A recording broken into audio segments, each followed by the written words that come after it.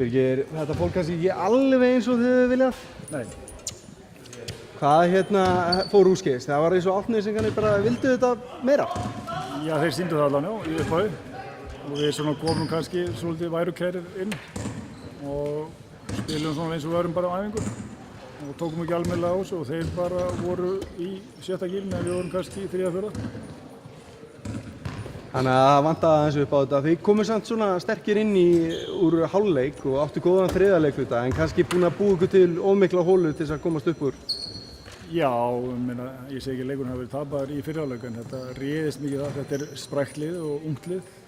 Við erum með nokkra sem nálgast 50-aldurinn og á einni löpp og þannig að þetta náðum ekkert power þannig út af þessu.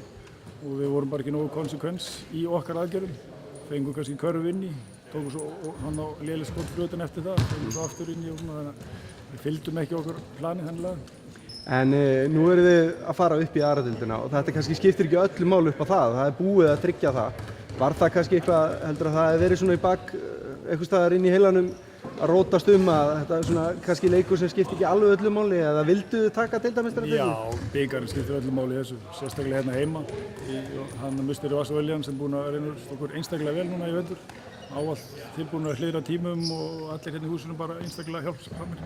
Þannig að auðvitað vildum við halda bikarnum hérna og ekki láta fara með hans öður. Engin spurning, en það er bara önnur deildin á næsta ári og verður það ekki bara, lofar ekki bara góðri skemmtun á næsta ári? Jú, eins og við erum í þessu til að skemmta okkur en líka að ungu strákarnir hjá okkur fáum með reynslu og við eldri höfum svona eitthvað takmark að reyna að vera heilir í hverjum leiki eitthvað svoleiðis. Nákvæmlega. Engin spurning. Takk fyrir þetta Birgir. Gangi ykkur vel. Já, takk fyrir það.